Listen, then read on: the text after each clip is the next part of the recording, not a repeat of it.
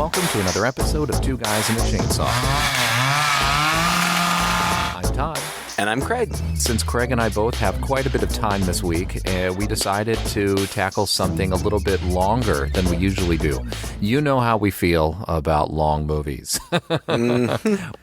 We don't often have a lot of patience for them. This movie, however, is a film that we have been intending to do for a while. But Years, right? The movie is called Salem's Lot. It's the 1979 TV miniseries version, and I guess there's a remake in the works coming up. This year. Yeah, produced by James Wan, so it just so happens to be an apropos time. But also, we've just been wanting to do it for a while. I'll tell you, this movie had an impression on me as a child. I don't remember when I would have seen it.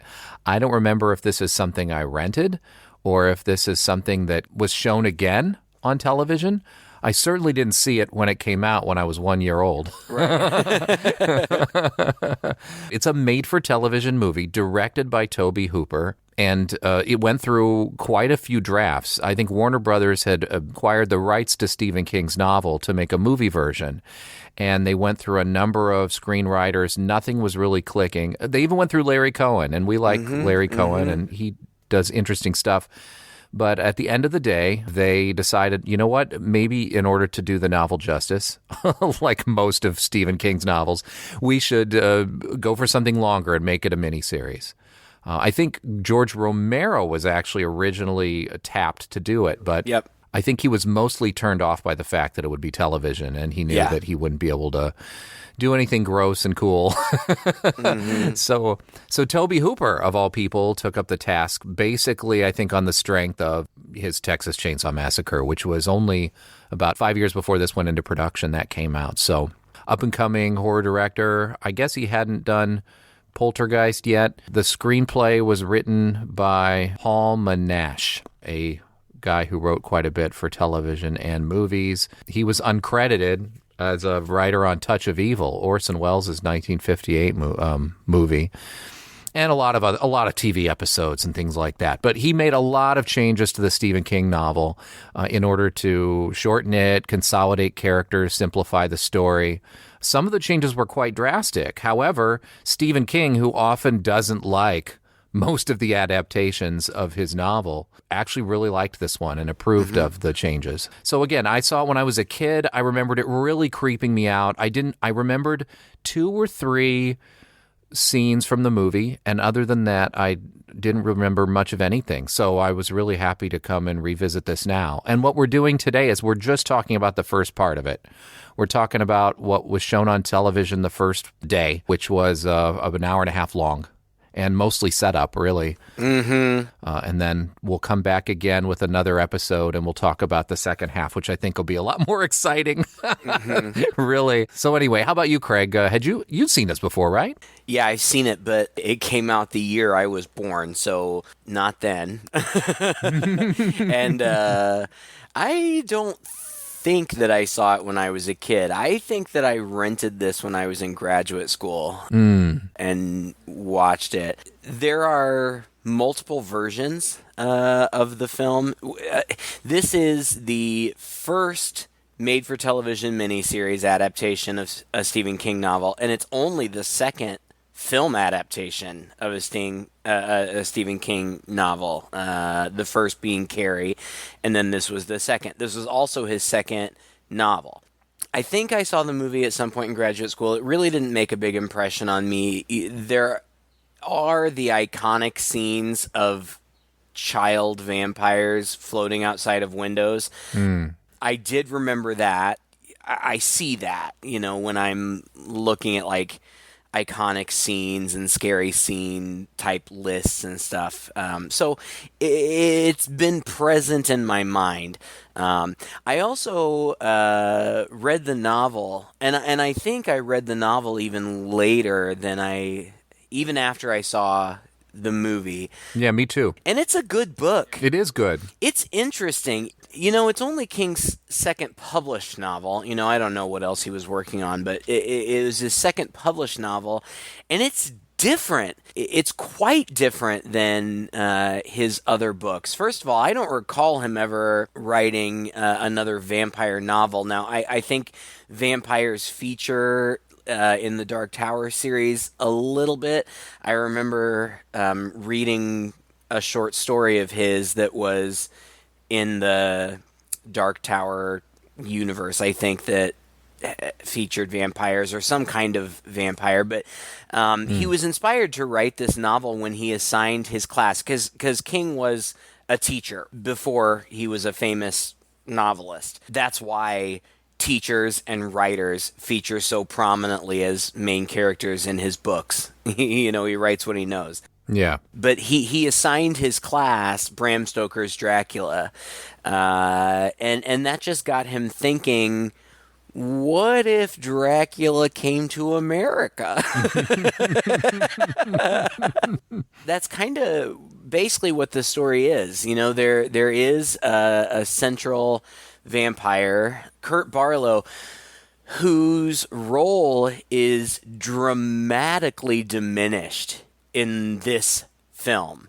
In the novel, the Barlow character is a central character, and he's portrayed very differently. First of all, the novel is written very much like Dracula. I think it's at least in part in epistolary form, so through a series of letters and journal entries and if I remember, it's been a super long time. I don't remember it very well because it has been a long time for me too, but it does also kind of jump around a little bit in time, right? Well, yes, and there's far more focus, which, this is typical of Stephen King. He's one of my favorite authors, but a lot of his novels are epic. This I think is like a 400-page novel, and that's super long. Yeah, well, I mean, that's fairly typical of him.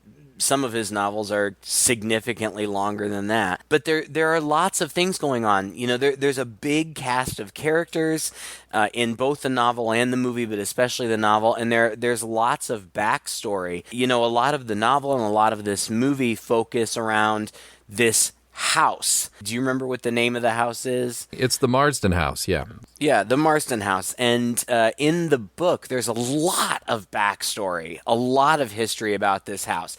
And it's suggested in the movie that this house has been the center of a lot of really dark and terrible things, and characters speculate that maybe there's something about this house that draws evil people to it because lots of bad things have happened here. There is a story of a guy named Hubie Marsden who, potentially maybe abducted and killed a lot of young boys in the area, and I think his wife or mother killed herself, and all of that is explored a lot more in the novel. And of course, even if you are condensing a Stephen King novel to 3 hours, you're still going to have to cut out a lot of stuff. Mm-hmm. So that's one of the things that was a big change. Another thing that's a big change is the portrayal of the head vampire. In the novel, Barlow, the vampire, is very much like Dracula. He's suave, he's genteel, he can appear as both a young man and like an elderly aristocrat, and he appears, heavily in the novel. In the movie, you barely see him at all. He gets 90 seconds of screen time in the entire 3-hour run. He doesn't speak, and he is portrayed much more along the lines of Count Orlok, Nosferatu type vampire. He's blue. He's got, really, really prominent fangs. He's bat-like in appearance, and he just pops up every once in a while. And if I remember correctly, not even until the second movie or the second part. Is he even in this first part? No, his hand is in this first part. Yeah. Yeah. I went ahead and watched the whole thing, so I'm ahead of the game. Wow, you're way ahead of the game. You know, I feel like a slacker. I thought we had a commitment. I thought we had a pact, Craig. I told you I don't have time to watch this whole thing. Yeah. Of all the people who have time to watch this movie, well, I guess it's both you and me, except I'm stuck at home, Right. in quarantine in China, for the foreseeable future. So if anybody could afford to sit down and watch a 3-hour movie, it's certainly me. I dutifully turned it off at an hour and a half, right at the moment where you told me it ended. I told you, just so that. Well, I'm kind of stuck in quarantine in my classroom. Your classroom quarantine. I still Anyway, yeah. So lots of differences between the movie and the book, but like you said, ultimately Stephen King was happy with the way that it turned out. He was skeptical about the way that his vampire was portrayed, but when he actually saw it on screen, he gave it his approval. There are different versions of the movie. As you said, it aired in the United States as a 2-part miniseries, 3 hours long. It was then edited down to about 120 minutes for a theatrical release in Europe, and Stephen King actually prefers that version. Oh, does he? Mm-hmm. Well, didn't that version also have some additional scenes of more violence for it that couldn't be shown on TV? Yeah, they intentionally shot alternate scenes throughout the production, knowing that they were going to also release a feature film version. There is a feature film version that features just a tiny, tiny bit more gore and a little bit. Fred Willard is in this movie, and there's a scene of his that had a change that I think would have made it far more menacing. But again, it's TV in the 70s, so you do what you got to do. Yeah. I mean, it's still impressive for TV in the 70s, I'll say, so far, in the first hour and a half. I mean, some of the... The second half is better, by the way. Oh, okay, good.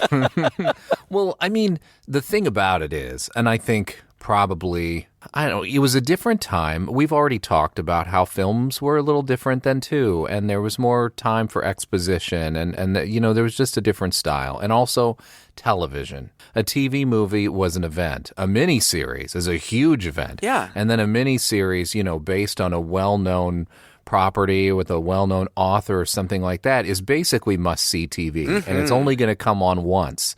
So your audience is probably going to sit through it just so they can talk about it the next day with their friends, even if they're not initially captivated by it.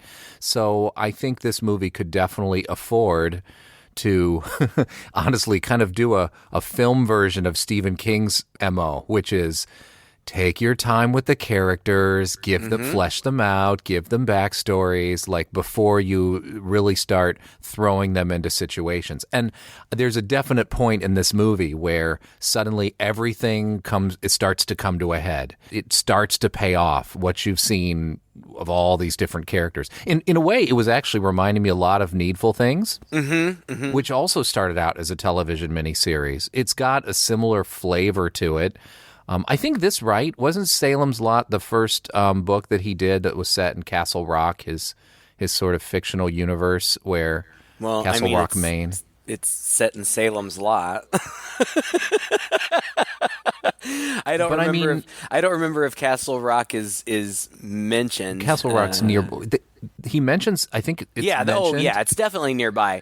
Yeah. And Bangor is also mentioned in there, and obviously Salem's Lot. But this movie, much like his Castle Rock novels, sets up a whole town full of people.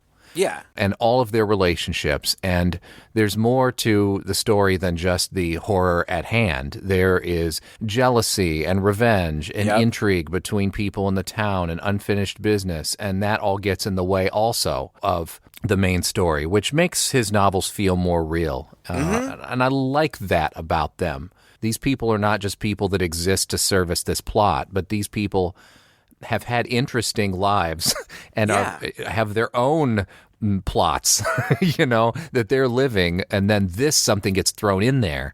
which brings everything to a head. And so I like that about his writing, even though a lot of times I don't have the patience for it. Well, you know, he has his critics. He is kind of long-winded. I never find him boring. I'm intrigued. Novels like Salem's Lot and like Needful Things and some of his other novels work well in a miniseries form because there are so many characters, and these characters have their own compelling story. Everything is interwoven and comes back together at some point, but like you said, you're focusing on a whole town. The same thing is true of Needful Things, which was also, I think, a miniseries initially, starring Bonnie Bedelia, who is also in this movie. Oh, that's right. There have been a couple of others, I think. Well, one other that I remember. Tommyknockers. I read Tommyknockers was one of the first Stephen King novels that I read, and I read it in 7th grade, and I was far too young to be reading that. That's about when I read it too, actually. I swear to you, I was 7th or 8th grade. Yeah. I loved it, but I think part of the reason I loved it because it was all the sex and intrigue. Well, there's a lot of sex in that book, and I'll tell you another thing. It's a pretty bleak book, and the other thing about it is it was probably to date in the 7th grade when I went on kind of a Stephen King reading rampage. It was the book I could put down. I got about halfway through it, and I never picked it back up until, I don't know, like 2 months later. And then I would read 5 or 6 more chapters, and then I would put it down. And getting through the book finally was a bit of a slog for me. I don't know if I would have that same problem now as an adult. Who knows? Yeah, I haven't read it since 7th grade, so I have no idea. I remember seeing the miniseries. I don't remember that much about it. I do remember, obviously, it truncated a lot from the novel. Needful Things is something that I read not long before we did the movie, so just a couple years ago. I read Needful Things, and I really enjoyed it. And it was very similarly long and very similarly, but there was the main character who comes to town who's starting to create mischief comes in at the beginning, and he kind of starts creating mischief and owns a curiosity shop. I mean, there are lots.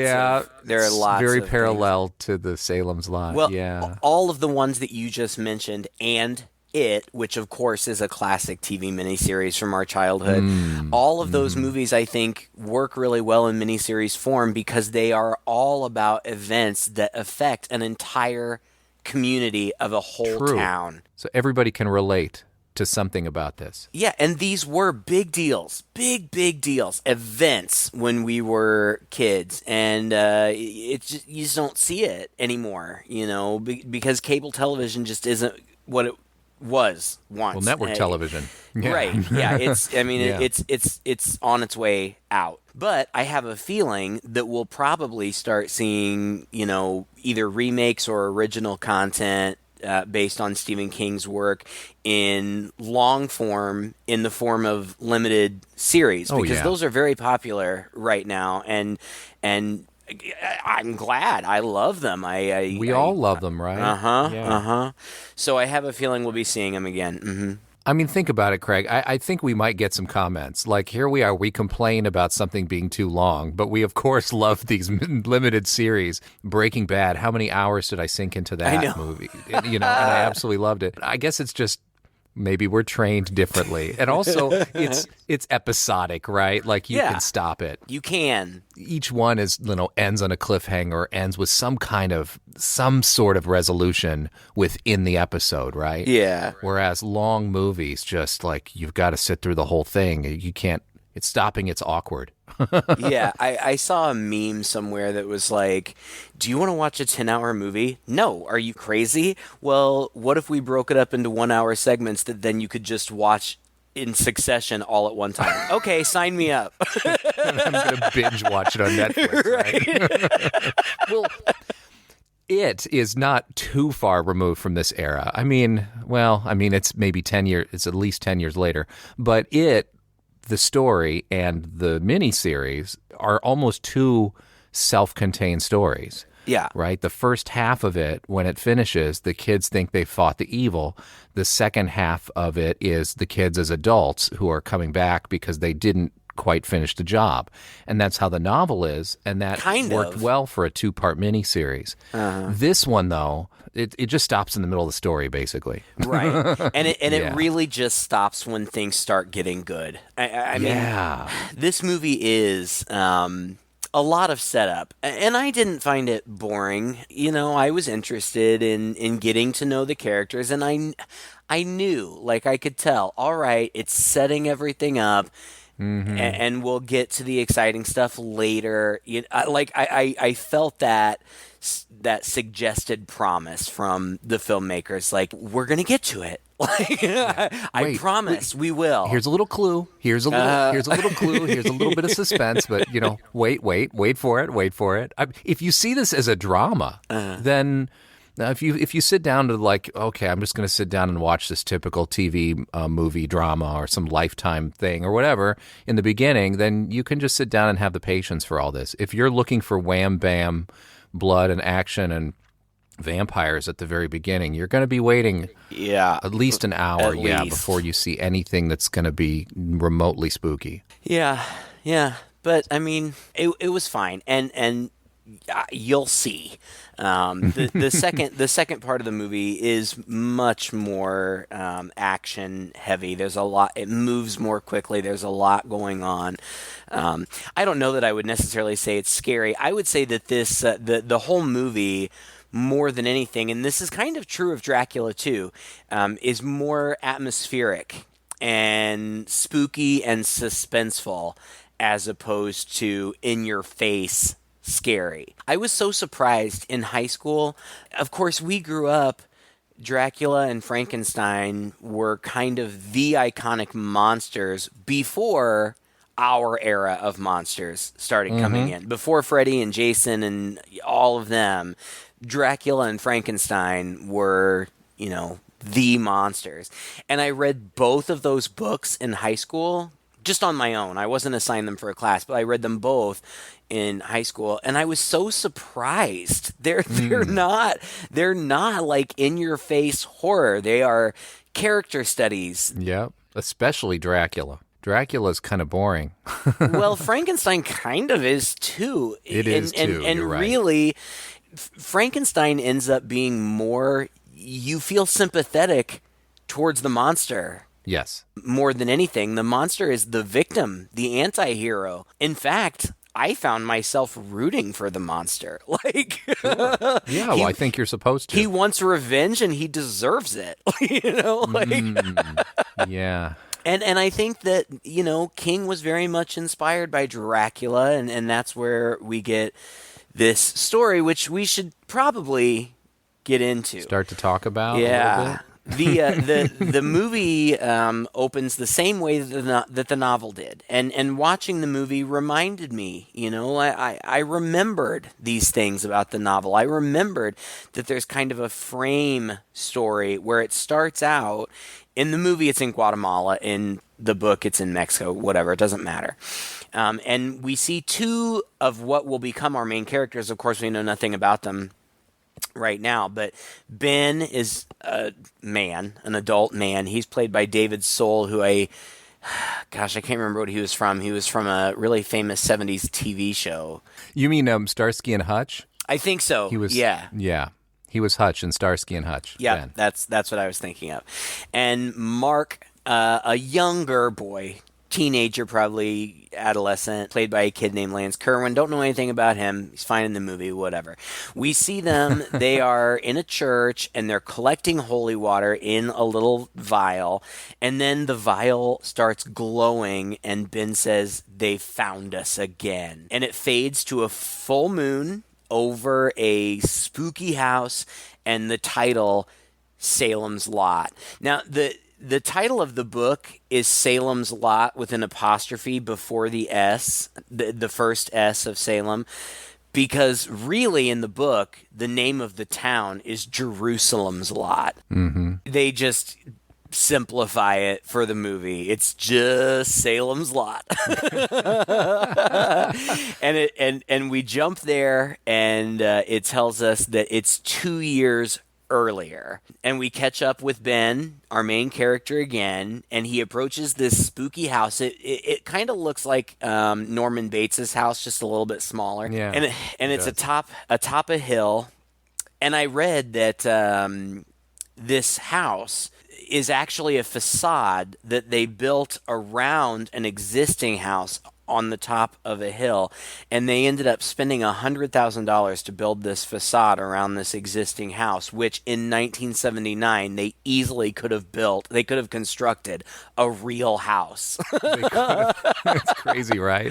For that amount of money. But my God, yeah, that could have been a house for somebody. Well, they spent $100,000 on the exterior, and then they spent like $30,000 or something like that for their interior studio sets. But yeah, so what what do we say? I mean, there's a whole cast of characters. Ben goes into town. He goes immediately to a realtor who is Larry Crockett, played by Fred Willard, who passed away just a couple of years ago, and was just such a brilliant and just one of the most hilarious men in television and film. He was great in comedy, but he could do drama. I mean, he could do anything. Yeah, just so nice. And just seemed like the coolest, nicest guy.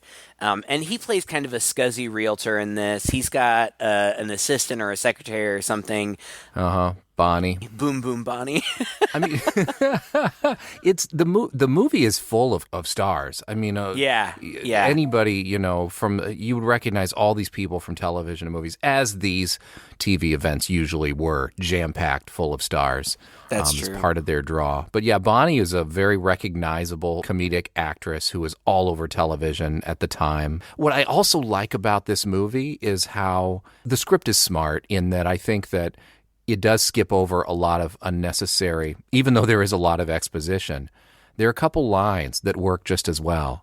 I love this scene. It's not in the beginning, but it's a little later, where you just meet Bonnie and Fred and whatever, and then Bonnie does go home to her husband, and he seems like a drunk. Well, he's one of Stephen King's typical drunk, abusive husbands. Mm-hmm. But she's nice to him and everything like that. And then the next scene we see with her in the real estate office, there's some business going on, and Crockett has to leave. I will be right back. Okay, honey. Please don't say that. Someday you'll forget. All right, honey.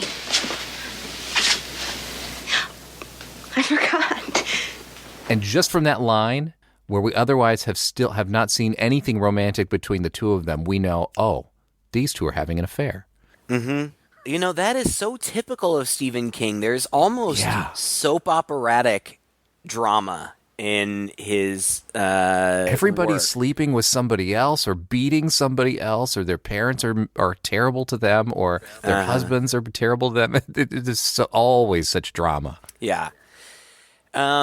What's his name? Ben, he says, I need a place to live. He's talking to the realtor, and I need a place to live. And Crockett's like, well, there's not really anything available right now. And he's like, well, what about the big house on the hill? Oh, the Marsden place? Well, no, it just got sold.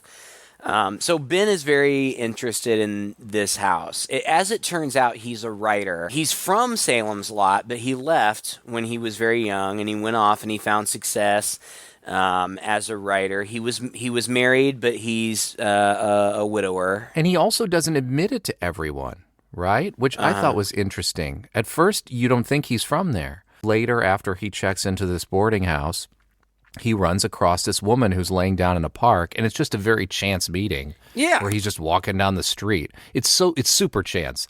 It was actually kind of weird because it almost seemed like they were familiar, but then it becomes apparent that they're meeting for the first time. Mm-hmm. Like it was just like, did he just see a woman in the park and was like, I'm going to shoot my shot? Like, I mean, basically, yeah. And it just so happens that she's reading one of his books, okay, whatever. That's half of the reason why he stopped and sat down with her. Right. I mean, heck, if I had written a book and my face was on the back of it and I saw some hot chick reading it, I'd milk that for all it was worth. It's true. And that hot chick is Susan. Wait, what's your name? Susan Norton. I teach art at Holly Elementary.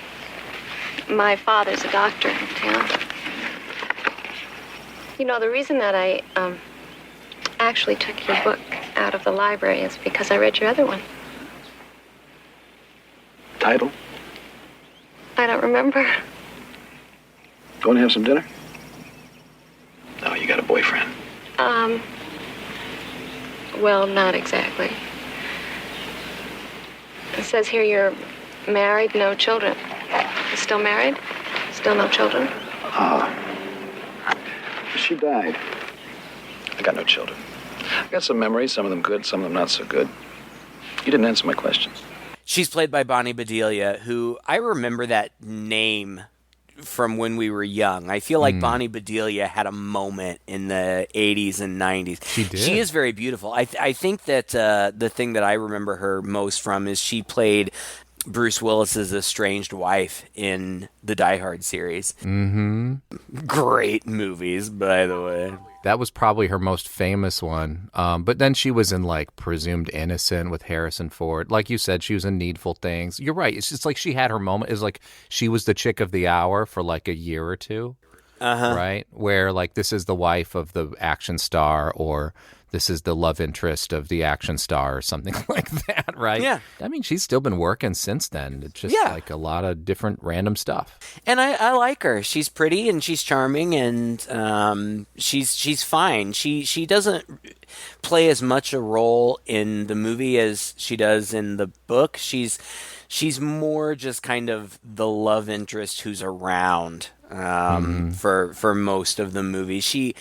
She has a little bit more to do in the second half, but not much. But anyway, okay, so then that connection is made. She's a teacher. She asks him, "Are you from around here?" And he says no. Like, he lies to her and tells her that he's not. So it's a little confusing at first. It's not till later, as things kind of unfold, that he meets up with old friends, that you realize, oh no, this guy actually does have a history in the town, and you kind of wonder, why didn't he tell this chick he was interested in about it? I don't know. I'm still not sure I know.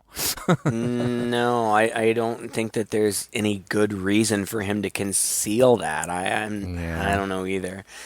Maybe there's something in the book. I don't know. Maybe. But so they meet, whatever. He's still creeping, like, at the Marsden place. And the people who bought the Marsden place are these two men who are business partners. There was one point where, okay, so the guy who's there, who's setting stuff up, they've bought the house, and they also bought, I think, what the realtor said had been like a doctor's office or something, but they've converted it to an antique store. Mm-hmm. But there's only one of them there so far, and his name is Stryker. Straker, actually, but yeah. Close enough. Yeah, it's so close to the Curtains guy, right? Remember Straker from Curtains? Yes, of course I do. How could I forget? But he's there, and he's getting every set up, and he is like this typical late middle-aged, like probably 50s, kind of gentleman type, tightly character. Wound British gentleman, right? He wears a hat and a suit everywhere he goes. Always, like he's always just dressed, to the nines. And he tells the sheriff, the constable, because this is a small town, apparently. I don't understand the constable bit. I thought constables were only in England. I never once in the U.S. heard anybody refer to anybody else as a constable. I don't know. It's New England. Maybe they're fancy. I don't know. Fair enough. My partner's full name is Kurt Barlow. Kurt with a K. We've been working together in London and Hamburg. This is our retirement. Modest, comfortable. We're hoping to build a reputation for ourselves in this area, perhaps throughout New England. Do you think that's possible, Constable? Anything's possible. How do you like that old house? Needs work, but we have time. I was kind of almost getting kind of like a we're a couple vibe. I was too. But, I mean, two older middle-aged gentlemen moved to a small New England town to open an antique store. I mean, come on. That is transparent as hell right there. Is it implied in the book? I don't remember. I have no idea. I don't remember at all. What I do know is that, as it turns out, basically, Straker is Barlow's familiar. He's his human associate that lays the groundwork, takes care of things as necessary in the human world. He keeps talking about how, they're going to open the store as soon as Barlow arrives, but every time anybody asks him when Barlow's going to show up, he's like, I don't know. He's on his way. And when he gets here, you're going to love him, and he's going to love you. You're just going to love him, and he's going to love you. But, what you mentioned, it's very similar to Fright Night, and Fright Night was apparently, this movie was cited as a inspiration for Fright Night. Well, there's a similar character in Dracula too. It's Renfield. Yeah, but he's kind of different though. Right? Different. He's crazy. Yeah. Well, and we can't forget to mention that Straker is played by James Mason, who's just a veteran of the silver screen, particularly in the 40s and 50s. He was Captain Nemo in 20,000 Leagues Under the Sea. He was in North by Northwest. He's the lead in Journey to the Center of the Earth. I mean, this guy, by this time is a legend of film. And I guess he jumped at the chance to play this role, which was rather different from roles he'd played in the past, just sort of a personification of evil role. And he died not long after this, actually. I think he died just a few years after this movie came out. Well, I didn't know that, but he's quite good. As far as acting is concerned, he's probably the most talented of the bunch. That's not to say that anybody else is bad. It does.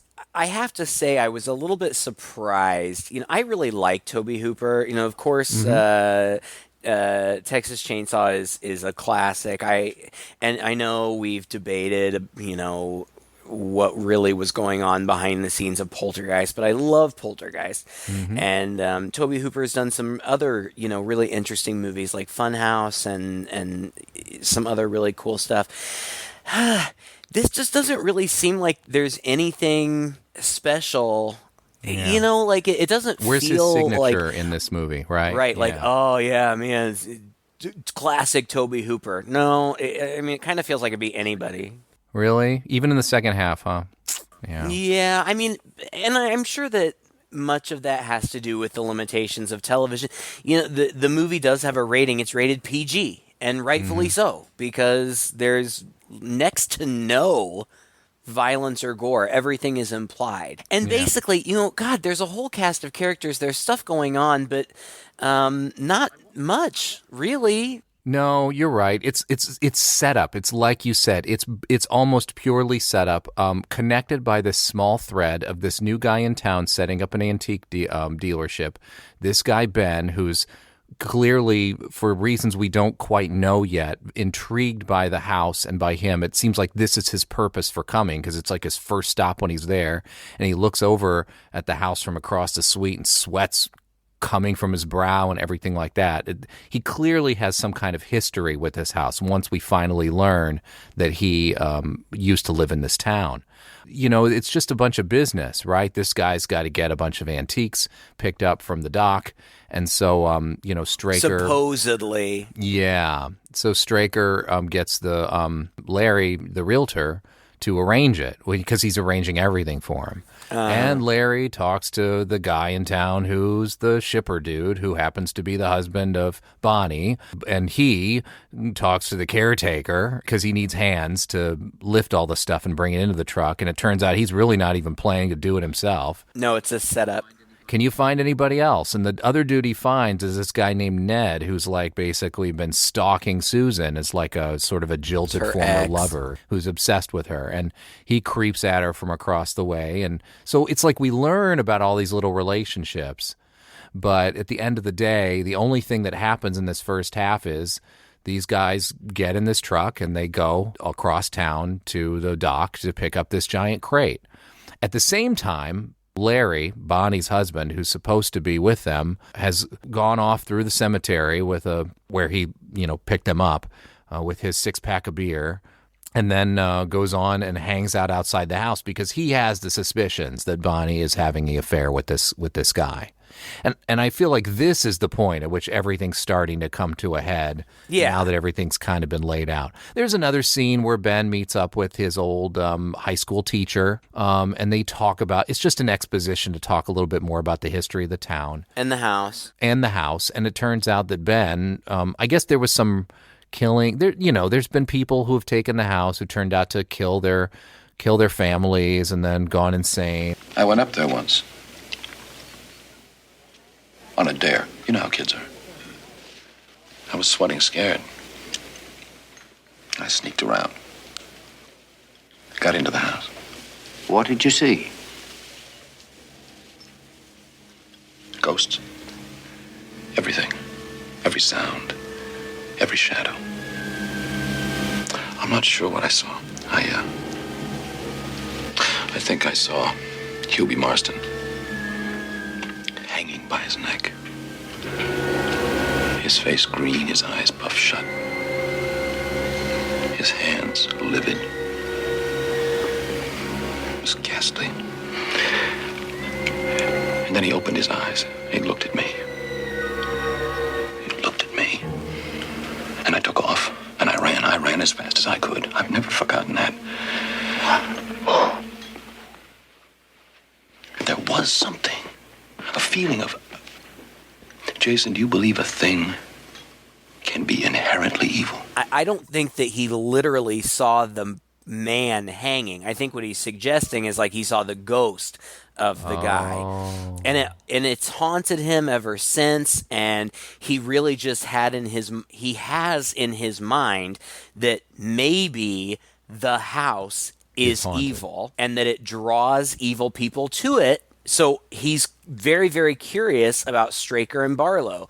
What are they up to? At the same time, he's a little bit curious as to why he feels so drawn to it. And at some point, he says that he thinks that maybe his arrival was a catalyst for the strange things that are beginning to happen in town.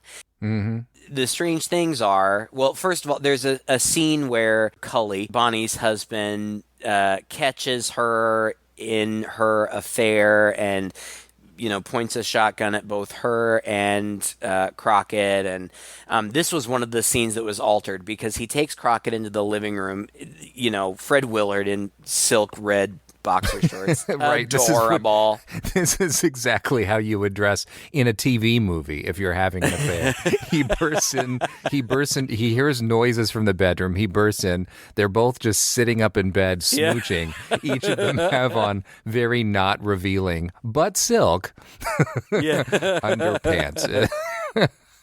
So he takes him out to the living room and he points a shotgun at his head and he makes him hold the barrel. I mean, it's, he's threatening him. That was he's pretty intimidating intense, him. It is intense. It's more intense. Apparently there is a version. Now, I don't know if this is a version that was ever released.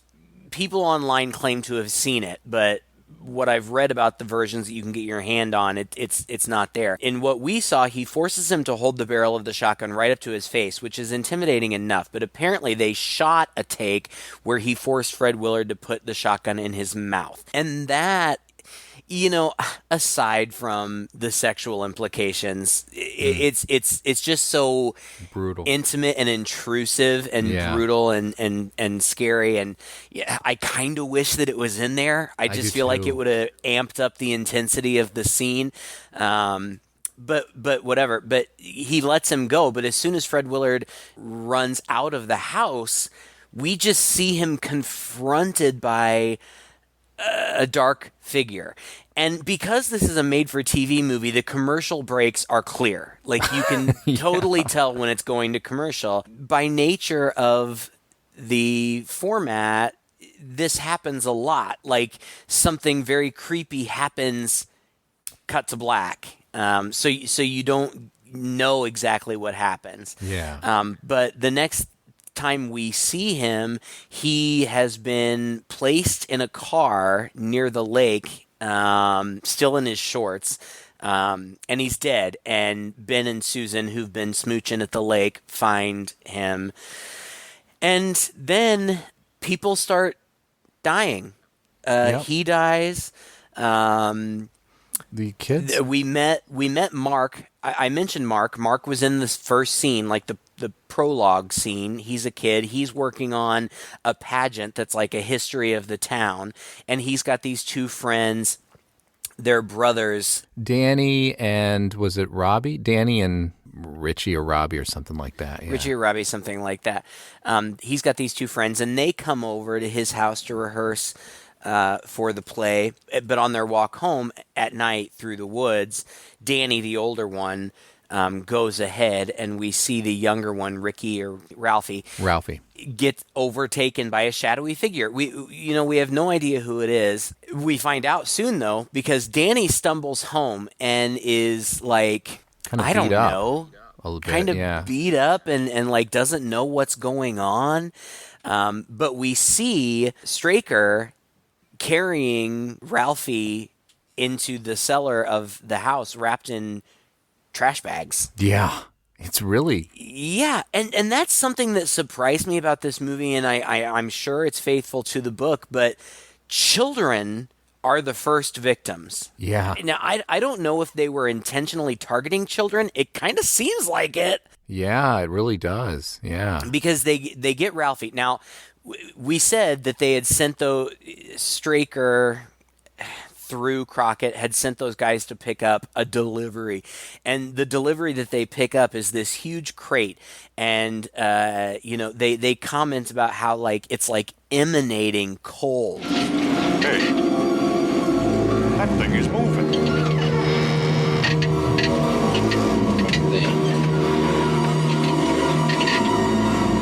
The road. Stop the truck. We should open the thing up. I can't do that. Something's wrong. It's getting cold in here. Let's just get it delivered. I want to open it. Come on. And it makes them very uncomfortable and very unnerved, but they deliver it nonetheless. They kind of hear something, or like it moves around, so they're so freaked out that they don't even finish. They're supposed to like lock it up and whatever. They don't even do that. They just get the heck out of there. Yeah. And when Straker comes home with the little boy's body, it's obvious that the crate has been bust out of. Something from the inside is bust out of it. And then the iconic scene of the movie is when little Ralphie shows up floating, full vampire makeup, in this fog outside his brother Danny's window. It's straight out of, almost. The idea, anyway, is just straight out of, Horror of Dracula. I mean, he's got this full-on door in his bedroom that leads straight outside, and it's all window. Yeah. And just this fog appears behind it. And I thought this scene was so effective. This is one of the two. It looks great. Oh, and it's spooky as hell. It's one of the two scenes I do remember from a kid. And it is, even for TV, it's pretty creepy for TV. It's scary. It is scary. I mean, because he scratches at the window. And he's floating in just this otherworldly way. And the way that they did this was two ways. First of all, they didn't put him on wires, because they were like, wires you can always see. Mm-hmm. So they put him on a boom crane from behind so that he would float. He looks like a deadite, to be honest, Yeah, he does. He's got these yellowish, almost glowing eyes, these fangs, and his hand is a little claw-like, and he's scratching at the window, and he's got this smile on his face. The other technique they used was they filmed this in reverse. So they reversed the film so that it would have kind of an unnatural look to his movement. And it is so scary. I mean, it really is. I was getting chills. It was very scary. And of course, just like we saw Horror of Dracula, a little while ago, his brother doesn't seem to mind any of this. He kind of slowly gets up out of bed and walks towards him, opens that window, and his brother just floats into the room towards him. It is so chilling. And then commercial break. Commercial break.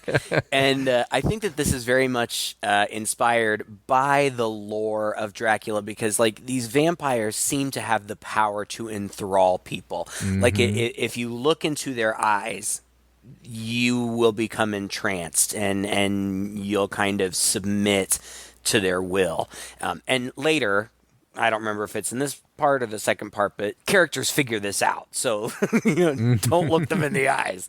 Also, just, the vampire look reminded me a lot of The Lost Boys. It's a very classic vampire look. It looks really good. It's very scary. The eyes, right? Yeah. Oof. And just the fact that it's a kid, I think that there's just something very unnerving about that. And he's a small kid. I mean, in real life, he was only a few months younger than the kid who played his older brother, but he was significantly smaller.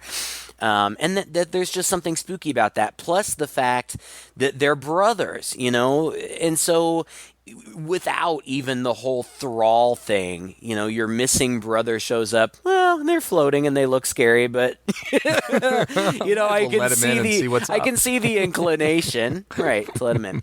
So he does, and then Danny starts acting weird. Susan's dad is the town doctor. He examines Danny. He says, it's really weird. I can't really diagnose anything. The closest I can come to is he seems like severely anemic, which makes sense. Strange things are beginning to happen, and it all kind of culminates at Danny's funeral because he dies. They put him in the hospital, and his brother visits him again, and after that second visit, he dies. The second visit's almost creepier than the first. I mean, it's almost the same thing, so you're like, okay, we've seen this before, and as he floats into the hospital room, he's smiling, and then lifts up and sort of towers over him for a moment. Yeah. He's looking down at him, and he just seems like adult. He seems otherworldly. That was, it was a 1-2 punch for me. First scene was number one. This scene was number two. I thought these were the two creepiest. I'm looking forward to the second half because I remember one more creepy scene from the second half. But this, my God, scary. I mean, the whole vampire thing is very intimate, and I feel like in this scene that played very well. Like, yes. Danny just stands there and submits as his younger brother hovers over him, clearly in a position of power. Mm-hmm. And eventually Danny just turns his head to one side, and his brother comes in very slow and deliberate, almost sensually, and begins to bites him and begins to suck his blood. And then commercial. And then we pick up at Danny's funeral, which is during the day.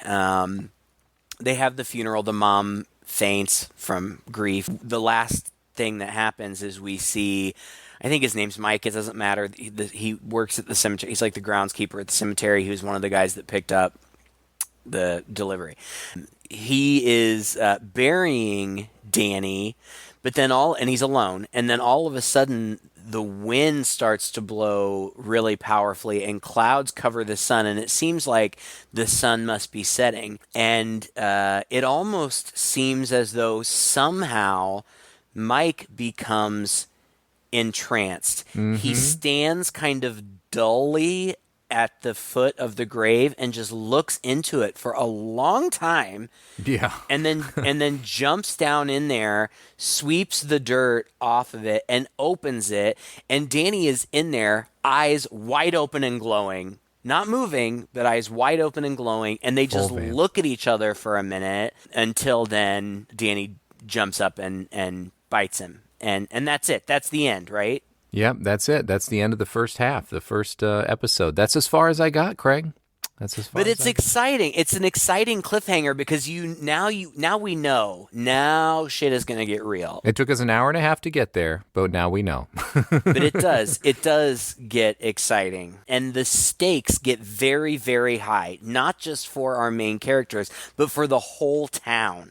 And I remember that about the book, and it's true of the movie too. And I really like that. This isn't an isolated thing. This is something that is going to impact the entire community, and it's going to happen fast. Like needful things, really. It's fun. I'm excited for you. The second half is a fun watch. In fact, I stayed at work late to finish it. Wow. You worked late? Is that what you're saying, Craig? You worked late to finish it? I mean, you could technically say that. Let's go with that. Yeah. Well, I'm looking forward to seeing the second half and finally being able to, draw some big conclusions about the whole movie. Yeah, it's fun, and I look forward to talking to you about it. And I feel like we can give more evaluation once we've seen the movie in its entirety. First half, good, reasonable setup. I really wasn't bored, even though it's not super, super exciting. I think it's a nice setup for part 2. Well, much like the first half of this miniseries, we're going to end you on a cliffhanger. Please stay tuned for part 2 of our review of Salem's Lot, coming to you very soon. Until then, you can check out our past episodes at our website, twoguys.red40net.com. You can find us online and chat with us just by Googling Two Guys and a Chainsaw Podcast, where you can find our webpage to leave us a comment, our Twitter feed to send us a little tweet, or we also have a Facebook page, and you can find us there as well. We also have a Patreon going on right now if you'd like to support us. Patreon.com/Chainsaw Podcast gets you a whole bunch of nifty little features, as well as mini-sodes that we're putting out at least a couple a month. And we also thank our patrons as well, those who are supporting us and allowing us to do some more things with this podcast. Until next time, I'm Todd. And I'm Craig. With Two Guys and a Chainsaw.